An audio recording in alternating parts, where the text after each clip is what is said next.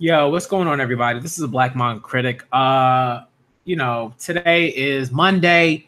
That means it is Weekly Shonen Jump Mondays. All right, we are going to be reacting to as many Weekly Shonen Jump manga as I possibly can react to. Now, I want to say this. I'm going to be making a quick change. All right, I'm going to be making a quick change, and I think that from this moment on, I'm probably going to be doing reactions to select Weekly Shonen Jump manga, like ones that I feel like, oh, like if I read that chapter, I know I'm going to be excited about it. It's going to be really cool. I'm going to really love it. I'm going to be, all that stuff. Just because like I really want to get back to doing reviews. They're going to be live stream reviews, but I really want to get back to doing reviews because I supremely like enjoy doing reviews when I started this channel. I think a lot of people came to this channel because I was doing reviews for Weekly Shonen Jump manga. So I really want to get back to that. Again, I really enjoyed doing it. It was fun. It was super fun. I did enjoy the editing and all that extra stuff. But I think if I, now I'm way more comfortable talking about this stuff. I can do live streams and really get some succinct points across about the chapters and everything like that. So I'm going to go back to doing reviews. They're going to be live stream reviews. They're going to be relatively short. They're not going to be any more than like, I don't know, any more than like, 11 minutes or something like that. They're not going to be any more than that. They're going to be relatively short, but very succinct. I'm going to get my points across. And I'm only going to probably be live reacting to like The Promised Neverland, My Hero Academia, One Piece, I guess. Like, One Piece, My Hero Academia, Promised Neverland. Man, there's so many that I want to live react to. Maybe, you know what?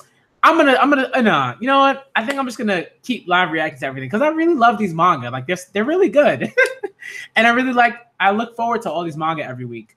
So I think what I will do is I'll live react to them as quickly as I possibly can. I'm just gonna get through them, and then I'll try to put out reviews right after I'm done reading all of them. Like I'm really gonna try doing that. I'm really gonna try to get those reviews out. Some days are harder than others because of time constraints and stuff like that. But I think I'm going to try to get through those. All right. So that's enough drawing about that. Let's get to the chapter, y'all. Shokugeki no Soma, chapter 248. Shouts out to Charles's Anime World because he's always coming through. I know you're watching these reviews. Well, not these reviews, but I know you're watching these live reactions. I know you're watching my thoughts on the chapters. Shouts out to you for just watching those things. You know what I mean? Like we might disagree on certain things from time to time, but shouts out to you for like being such a fan of Shokugeki no Soma. I'm pretty sure you were one of those who were watching it since the beginning. I remember and reading it since the beginning. I remember when it came out, that first chapter, and I loved it. So shouts out to you, Charles Anime World. Let's get into the chapter though, because I've been talking for way too long. Why? It isn't fair. How come Satoshi gets to be so good at everything? No matter what it is, he masters it without even half trying. Why do I have to be so clumsy and bad at it all? It's not fair. Not fair at all. Satoshi. Ladies and gentlemen, for our second card, it's Satoshi Ishiki against Aishi Tsukasa. Both chefs seem to be well underway with their dishes. Yeah, Aishi Tsukasa. Good luck, Ishiki-senpai. Huh? Hey, Buchi.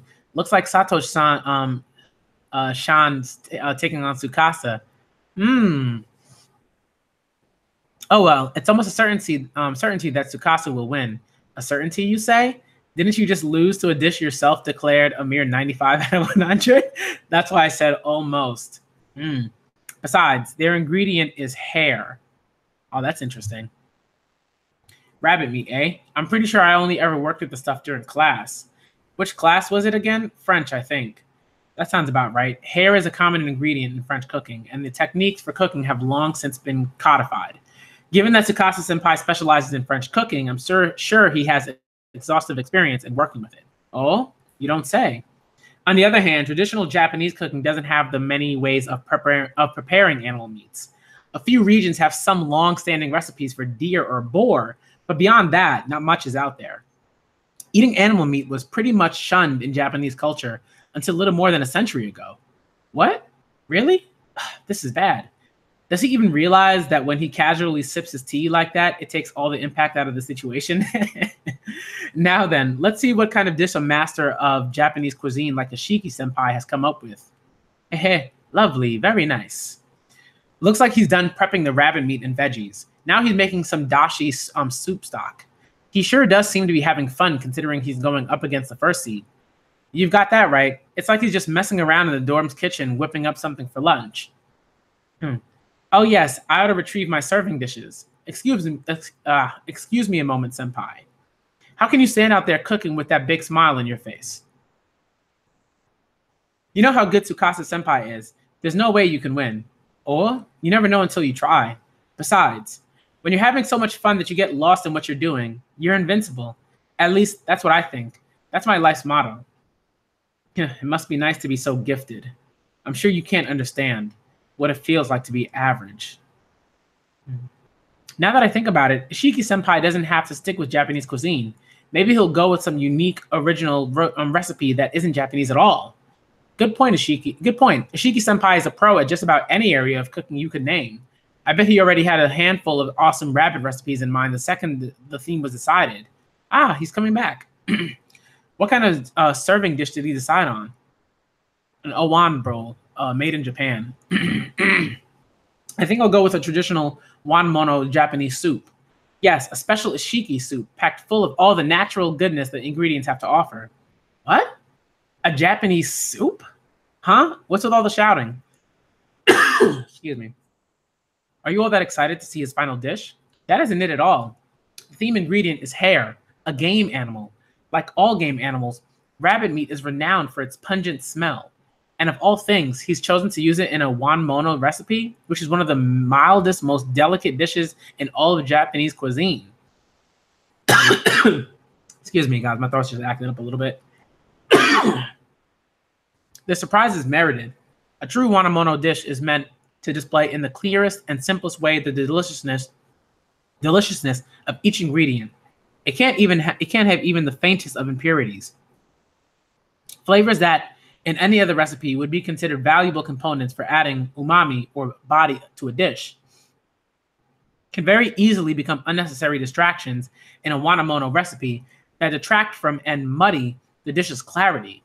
Trying to wrangle a pungent game meat like hare in a true Japanese soup is the height of foolishness. Yukihira, you worked with bear meat. You know how hard it can be to ameliorate such a smell. Oh yeah, man, it was rough. I had to work really hard. Ishiki-senpai, you have to rethink this. And don't call it Ishiki soup. That's gross and creepy. But you know, this is Ishiki-senpai we're talking about. You just know he's got something up his sleeve. All right, here comes the challenging part. Time to warm this pot of kombu dashi soup stock I just made. And then these rabbit giblets that I sauteed for just long enough to cook off their excess moisture. I want to extract all of the umami goodness I can from them so that I can infuse it into my broth. What? Rabbit giblets? In kombu soup stock? The gamey smell of the rabbit will completely ruin the kombu's delicate flavor. Hotter, just a little hotter. Now push the envelope to its furthest point. Let the natural flavors of the hare slowly seep into the stock, while being careful not to push it so far that any gamey bitterness creeps in. Quietly, gently tease out only the good and savory components until the very last second. Now, done. Put the main ingredient and garnishes in the bowl, and then pour the piping hot broth gently over the top. My wanmono is done. Go on and dig in. It's a no understatement. When it's said, you can tell how perfect a wanmono soup is from the moment you remove the lid from the bowl. That first explosive rush of aroma. How well does it grab the senses and entrance the heart? Will this game meat-based soup have the oomph needed to pull that off? Man, you know, Ishiki is on some point. It's on some like ridiculousness, man. Like he's too cool. He's too cool. I love him to death. It's so warm. Yes, this is a true wanmono. The fragrance is pure and clear. Just one sniff makes me feel as though I'm in the warm, comforting embrace of my mother's arms. What? You're kidding. Didn't the hare's flavor muddle the broth? Mellow and rich kombu, powerful and pungent hare, Both aromas have melded into a perfectly harmonious whole. Only the rough edges have been sanded off, leaving behind a pure, delicious soup that wouldn't be out of place in any traditional Japanese banquet. Dashi stock is one of the deepest and most profoundly complex ingredients in all of Japanese cooking. Yet he has such a firm grasp of its nuances that he can adapt it to work even with game meat. The first whiff of the aroma, that was all it took to completely bewitch the judges, and they're from the WGO itself. His dishes truly are the ultimate in aggressive Japanese cuisine. This must be what it's like to see the gifted give their all. Yet, he was born into the Ishiki family, a proud, prestigious lineage that values tradition above all else. How can you get away with such unconventional eccentricity? Goodness, must you shoot daggers at me like that? You really do hate the sight of me, don't you? I wasn't. You've been like that since we were children. Seeing me do something you couldn't always sent you into a sulking fit, fighting back tears. Nay, it's supper time. Hurry to the table. But I haven't gotten it into the clip yet. Even though Satoshi did it on his very first try. Boy, that brings back memories. You drag me into helping every time, too. It's getting really dark out. Shouldn't we go home? No, not yet. You have to stay and watch until I can do it. How is any of that relevant right now? Anyway, that's enough. I get it, okay? Try sparing a thought for those of us who have no choice but to take it as you rub it in our faces. You've always been like that. I know I've never been talented, that I could only make things by the book. Then you came along and did it all in a breeze, making me feel stupid and incompetent. Now then, it's time to judge the flavor. Let us take our first sip. What? This flavor? Hinokuni, you need to take more pride in the time and effort you've devoted to your craft. After all, if it hadn't been for you, I don't know if I would have stuck with cooking at all.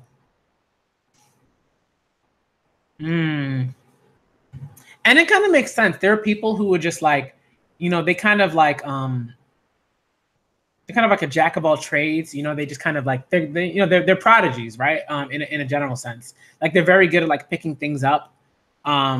Generally, and sometimes sometimes like they're very good at like certain subjects, like subjects that have like where math is a key, or subjects where like literature is sort of like the key, or subjects where like I don't know, music is a key or something like that. You know what I mean? And they're just prodigies. They just get it, but like sometimes that can be like a double-edged sword, because you might be so great at all these things that you might not necessarily be able to figure out what it is that you actually want to do. Like, what is the thing? What, like, if there's one thing, or are there, a few particular things that you really, really love. So I really love this ending. That, like, this is what I'm talking about, right? Like,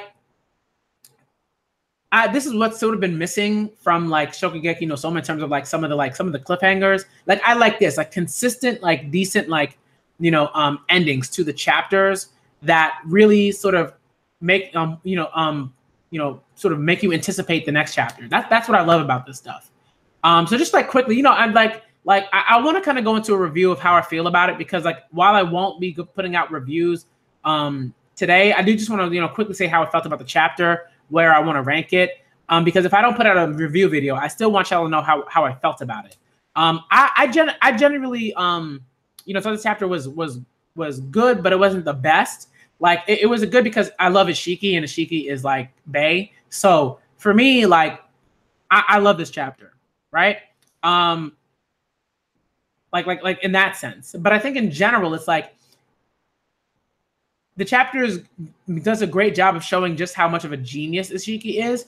But that kind of makes the chapter a little bit weaker, because he cooks so quickly and he puts on this dish that's just like incredible. But it's like, where's the time? Where's the effort? Where's like the really, really intense specifics about like how he's cooked? Like that stuff's there, but like I felt usually there's a lot more, like the chemical components, the gastronomy of it, and everything like that. I think there's a lot more usually involved. I felt like this chapter was a little fast, moves a little fast.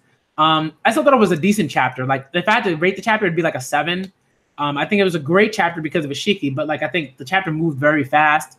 The ending was very good, so it kind of bumped it up from like a 6.5 to a 7.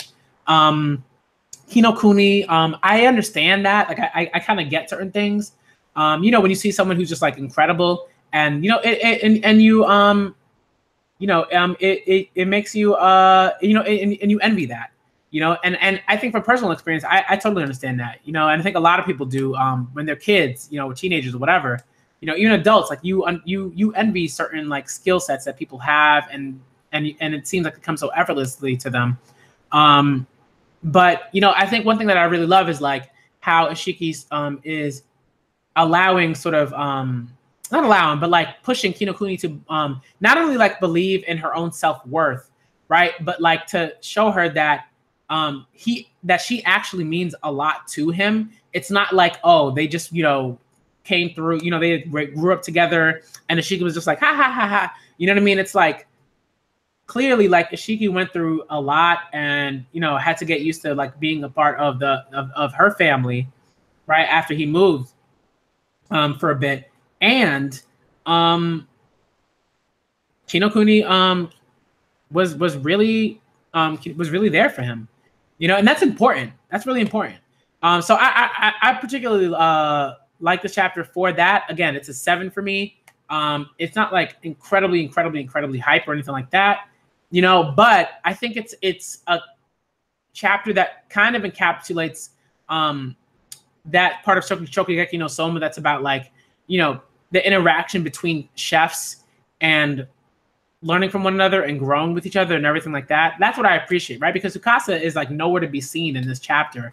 And it doesn't matter because it's not about Tsukasa versus Ishiki here. It's really about Ishiki, you know, probably showing his